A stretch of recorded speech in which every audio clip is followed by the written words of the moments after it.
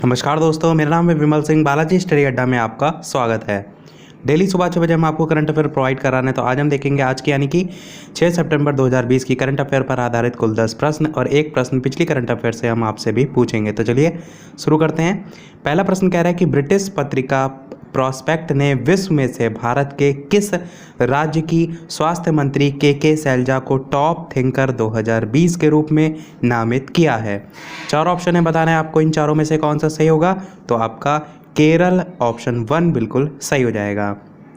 तो केरल जो है उसके टॉप थिंकर के रूप में जो है वो यानी टॉप थिंकर 2020 के रूप में जो है नामित किया गया है। और इस लिस्ट में दूसरे स्थान पर यदि बात करें तो न्यूजीलैंड की प्रधानमंत्री जिसका नाम है जेसिंडा आर्डर्न, तो जिनका नाम क्या है जेसिंडा आर्डर्न, न्यूजीलैंड के प्रधानमंत्री, उनको दूसरे स्थान पर जो है वो नियुक्त किया गया है। तो के शैलजा जो हैं इनको कोरोना बीमारी को रोकने में जो प्रयास हैं उनके लिए जो है ये नाम जो है या कह सकते हैं नामित जो है वो किया गया है। तो आपका ऑप्शन 1 केरल जो है वो सही हो जाएगा। देखते हैं दूसरा प्रश्न। दूसरा प्रश्न कह रहा है कि राष्ट्रपति रामनाथ कोविंद ने रेलवे सुरक्षा बल के कितने जवानों को जीवन और उत्तम रक्षा पदक से सम्मानित किया है। 4 ऑप्शन है, बताना है आपको कौन सा सही होगा।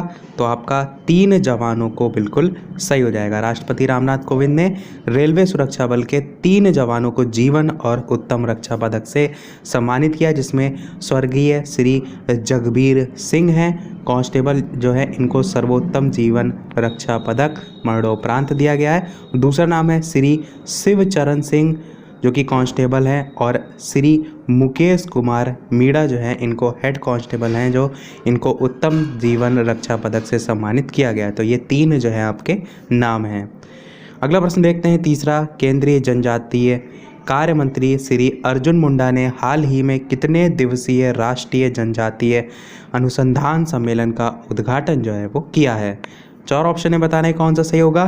तो 2 दिवसीय आपका बिल्कुल सही हो जाएगा।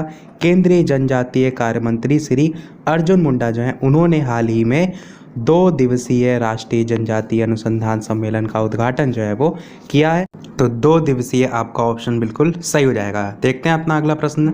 चौथा, भारत के किस शहर में हाल ही में राष्ट्रीय ग्रामीण स्वरोजगार प्रशिक्षण संस्थानों के लिए राष्ट्रीय प्रशिक्षण अकादमी की ई आधारशिला रखी गई है। महत्वपूर्ण प्रश्न है, ध्यान रखिएगा।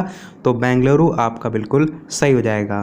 कर्नाटक के बेंगलुरु में जो है वो राष्ट्रीय ग्रामीण स्वरोजगार प्रशिक्षण संस्थानों के लिए राष्ट्रीय प्रशिक्षण अकादमी जो है उसकी ई आधारशिला रखी गई है। और ये जो राष्ट्रीय ग्रामीण स्वरोजगार प्रशिक्षण संस्थान है वो ग्रामीण गरीबी के जो मुद्दे हैं उनसे निपटने के लिए कह सकते हैं वो एक पहल है। इसके अलावा इस प्रस्तावित परिसर का जो विकास है वो सुंदर बागों के शहर बेंगलुरु में 25 करोड़ रुपए की लागत से जो है वो किया जा रहा है। अगला प्रश्न देखते हैं पांचवा। श्री नरेंद्र मोदी ने USISPF के अमेरिका भारत 2020 शिखर सम्मेलन में विशेष संबोधन दिया है।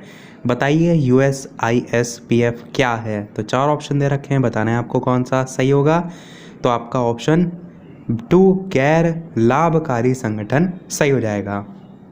भारत के जो प्रधानमंत्री हैं इन्होंने यहाँ पर देखिए लिखा हुआ है USISPF के अमेरिका भारत 2020 के शिखर सम्मेलन जो है उसमें विशेष संबोधन जो है वो दिया है। उसी के संबंध में यहाँ पर प्रश्न पूछा गया है। इसके साथ साथ जो शुरू किया गया है आपका ये 5 दिवसीय सम्मेलन, इसकी थीम की यदि बात करें तो अमेरिका भारत के सामने मौजूद नई चुनौतियां, ये जो है वो इस 5 दिवसीय सम्मेलन की थीम है। अमेरिका भारत के सामने मौजूद नई चुनौतियां। देखते हैं अपना अगला प्रश्न। छठा प्रश्न कह रहा है कि 5 दिसंबर को विश्व भर में कौन सा दिवस मनाया जाता है। 4 ऑप्शन दे रखे हैं, बताना है आपको कौन सा सही होगा। तो आपका अंतर्राष्ट्रीय चैरिटी दिवस बिल्कुल सही हो जाएगा। 5 सितंबर को विश्व भर में आपका अंतर्राष्ट्रीय चैरिटी दिवस कह लीजिए या इंटरनेशनल चैरिटी डे कह लीजिए, वो मनाया जाता है। और ये जो दिवस है वो जो देश हैं अलग अलग उसमें मानव पीड़ा को कम करने में जो दान की भूमिका है उसको पहचानने के साथ साथ जो मदर टेरेसा जैसे जो व्यक्ति हैं उनके प्रयासों को पहचानने के उद्देश्य से जो है वो मनाया जाता है।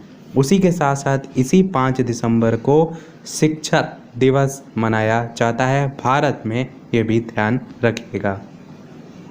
अगला प्रश्न देखते हैं, 7वां प्रश्न क्या कह रहा है कि ऑस्ट्रेलिया, नॉर्वे, न्यूजीलैंड के बाद किस देश के फुटबॉल फेडरेशन अब महिला पुरुष टीमों को समान वेतन देने का नियम जो है वो लागू किसमें किया गया है? 4 ऑप्शन दे रखे हैं, बताना है कौन सा सही होगा। तो ब्राज़ील फुटबॉल फेडरेशन आपका बिल्कुल सही हो जाएगा। तो ऑस्ट्रेलिया, नॉर्वे और न्यूजीलैंड के बाद आपका जो है वो ब्राज़ील फुटबॉल फेडरेशन जो है उसने अब महिला पुरुष टीमों को समान वेतन देने का नियम जो है वो लागू किया है। और ये जो नियम है वो लागू करने वाला जो ब्राज़ील है वो चौथा देश जो है वो बन गया है। इससे पहले ये 3 देश के नाम यहाँ पर ऑलरेडी लिखे हुए हैं। देखते हैं अपना अगला प्रश्न, 8वां मोस्ट इम्पॉर्टेंट प्रश्न है, हाल ही में जारी ICC T20 रैंकिंग में कौन सा खिलाड़ी पहले स्थान पर रहा है? T20 पूछा गया, ये ध्यान रखिएगा। तो 4 ऑप्शन दे रखे हैं, बताना है कौन सा सही होगा। तो बाबर आजम आपका बिल्कुल सही हो जाएगा। पाकिस्तान के कप्तान बाबर आजम ICC की जो बल्लेबाजी की T20 रैंकिंग है उसमें पहले स्थान पर रहे हैं। और इस रैंकिंग में टॉप 5 में इंग्लैंड के बल्लेबाज डेविड मलान भी जो है वो शामिल हुए हैं। और जो जारी की गई T20 रैंकिंग्स में टॉप 10 में केवल सिर्फ 2 भारतीय खिलाड़ियों का नाम है, जिसमें आपका KL राहुल हैं जो कि नंबर 2 पर जो है वो कायम है, जबकि भारतीय टीम के कप्तान विराट कोहली जो है वो 10वें नंबर पर जो है वो कायम है। तो ऑप्शन सी आपका सही हो जाएगा, नाम जो है वो ध्यान रखिएगा। देखते हैं अपना अगला प्रश्न, 9वां कि करप्शन जो है उसके गंभीर आरोपों के बीच जनरल असीम सलीम बाजवा ने किस पद से इस्तीफा दे दिया है? तो 4 ऑप्शन है, बताना है आपको इनमें से कौन सा सही होगा।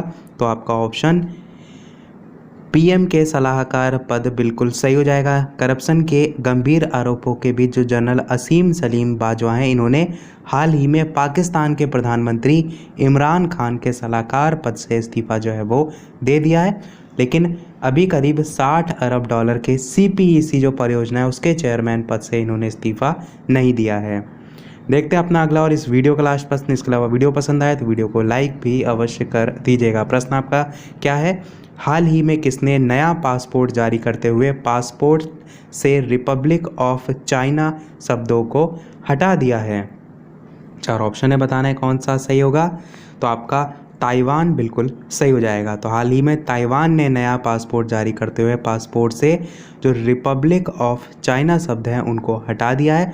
और ताइवान की सरकार ने कहा है कि पुराने पासपोर्ट की वजह से ताइवान के जो यात्री हैं उनको चीन का नागरिक समझकर महामारी से संबंधित यात्रा प्रतिबंध लगाए जा रहे हैं, इसीलिए उन्होंने ये फैसला लिया है। क्योंकि आपका जानते हैं कोरोना वायरस चाइना से फैला हुआ है, तो उस पर जब पासपोर्ट पे लिखा रहता था रिपब्लिक ऑफ चाइना, जिससे क्या होता था वो कहीं दूसरे देश में जा रहे हैं तो ऐसा वहाँ पर समझ लिया जाता था कि ये चाइना से आ रहे हैं, तो उन पर काफ़ी रोक लगाई जा रही थी, इसीलिए जो है उन्होंने ये फैसला लिया है। चलिए देखते हैं अब अपना वो प्रश्न, जैसे कि सभी वीडियो में हम आपसे एक प्रश्न पूछते हैं। कल की करंट अफेयर से आज का आपके लिए प्रश्न है कि भारतीय रेलवे बोर्ड के नए CEO के रूप में किसे नियुक्त किया गया है? 4 ऑप्शन है, राहुल सचदेवा, अनिल त्यागी, विनोद कुमार यादव या अनिल यादव। तो ऑप्शन ABCD में से कौन सा सही होगा? अपना उत्तर वीडियो के मेन कमेंट में टाइप करके अवश्य बताइएगा। बात करते हैं कल की करंट अफेयर में पूछे गए प्रश्न के सही उत्तर की, तो इंडिया आपका बिल्कुल सही हो जाएगा। इसी के साथ करंट अफेयर हमारी आज की समाप्त होती है। आज छोड़ में इतना ही। वीडियो पसंद आया और लाइक अवश्य कीजिएगा, नए हैं चैनल पर सब्सक्राइब जरूर कीजिएगा। चलिए मिलते हैं अगले वीडियो में नए टॉपिक के साथ, तब तक नमस्कार।